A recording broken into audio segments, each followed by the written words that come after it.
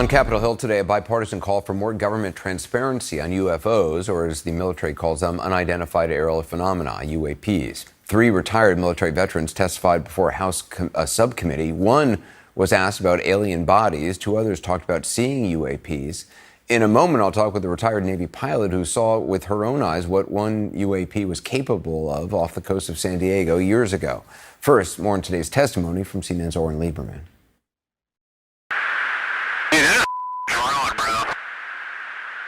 There's a whole fleet of them. Look on the ASA. The videos of mysterious airborne objects have captured the public's attention. They're all going against the wind. The wind's 120 miles from the west.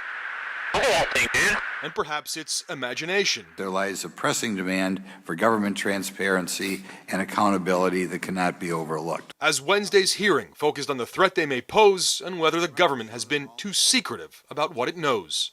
If UAP are foreign drones, it is an urgent national security problem. If it is something else, it is an issue for science. In either case, unidentified objects are concerned for flight safety. David Grush, a former military intel officer, claimed the U.S. had alien bodies in spacecraft, a statement for which he admitted he has secondhand info and no proof. You've said that the U.S. has intact spacecraft. You said that the government has alien bodies. I have to be careful to describe what I've seen firsthand and not in this environment. Have you seen any of the bodies? That's something I've not witnessed myself. The House oversight hearing was a rare moment of bipartisanship in a sharply divided Congress. We're not bringing little green men or flying saucers into the hearing. We're just going to get to the facts. We should encourage more reporting, not less, on UAPs. The more we understand, the safer we will be. One of the witnesses was former Navy pilot Ryan Graves, who now runs Americans for Safe Aerospace, a group that encourages pilots to report incidents of UFOs, officially known as UAP, unidentified aerial phenomena. The vast majority of sightings, he says, are never reported. This is an approximation based off of my personal experience speaking with a number of pilots, but I would estimate we're somewhere near 5% reporting, perhaps. The 3 witnesses, all retired military veterans, warn the threat these objects pose is real. Based off of your own experience or the data that you've been privy to, is there any indication that these UAPs could be essentially collecting reconnaissance information? Mr. Graves? Yes. Mr. Grush? Fair assessment, yeah. Mr. Fravor? Very possible. David Fravor, a retired U.S. Navy commander, picked up this on his aircraft sensors in 2004, a reading he claimed was something far superior to anything the U.S. had. You're talking something that can go into space, go someplace, drop down in a matter of seconds, do whatever it wants, and leave, and there's nothing we can do about it. In April, the head of the Pentagon's office looking into these incidents told lawmakers there were about 650 potential cases of UAPs, about half of which he said may be of interesting value. The White House said Wednesday it's still working on figuring out those answers. If your question is, do we think we need to be transparent with the American people? Of course we need to be as transparent as we can be. But the truth is, Jeremy, we don't have hard and fast answers on these things. We are trying to get smarter on it. Oren Lieberman, CNN at the Pentagon. More now on that strange sighting in 2004 you just saw in Oren's report, one that resembled a Tic Tac. Here again is that moment. My next guest, along with the retired Navy commander David Fravor, who testified today, witnessed this UAP off the coast of San Diego during a routine training exercise. Joining me with more is retired Navy Lieutenant Commander Alex Dietrich. Commander, thanks for being here. You watched the hearing today. You listened to the testimony. What did you think? What stood out to you? Well, I was very proud of my colleagues, the 3 witnesses, Ryan Graves, David Grush, and Commander David Fravor, who was my skipper at the time of our UAP encounter back in 2004.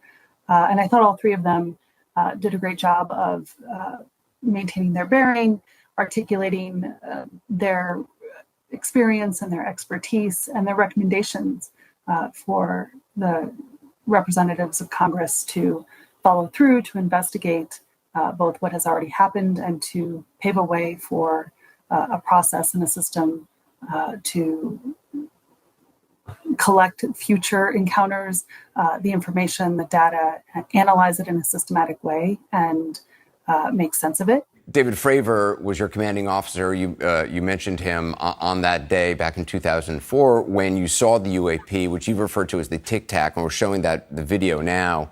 Commander Fravor described the encounter again today in the hearing. What else do you personally remember from that encounter? What stands out to you all these years later? So I thought Commander Fravor did an excellent job of recounting a lot of the technical details, the scenario that we were in this training exercise off the coast of California. We were a large carrier strike group, this battle group of several ships and squadrons of aircraft. That is why it was such a big deal that we had this unidentified aircraft or something in our airspace operating so close to a military exercise. And the only thing that I would add to the story that he tells is what happened in the moments and hours and days afterwards, which was disappointing. It was underwhelming in terms of the debrief that we received.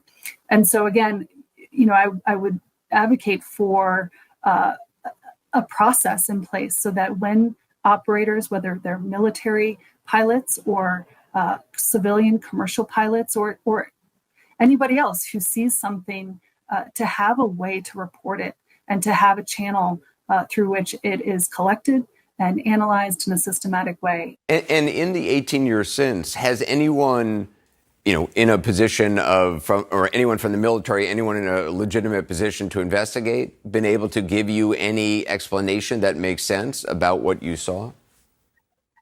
Oh, no explanations. But I will say that it took several years before I was called into the Pentagon to provide a thorough debrief. And at that point, I was asked some very good technical questions.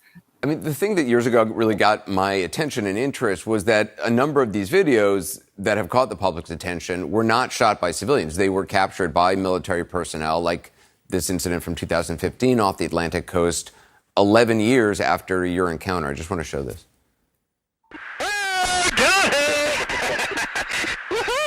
Roger. There's troubleshooting. Oh my gosh, dude. Wow. Look at the fly. I mean, as somebody who has encountered something, when you see a video like that, what goes through your mind? Well, I'm laughing because I recognize their excitement. That's exactly what we sounded like. I can imagine. I mean, across, yeah. I mean, what is that? And a lot of F-bombs, and again, it's unexpected. I'm confident that there are other videos like this, and if they're not recorded, certainly other experiences like this where people just go, "What was that?" Right. And the clouds, his chariot. The clouds, his chariot. The clouds, his chariot. The clouds, his chariot. Don't give up.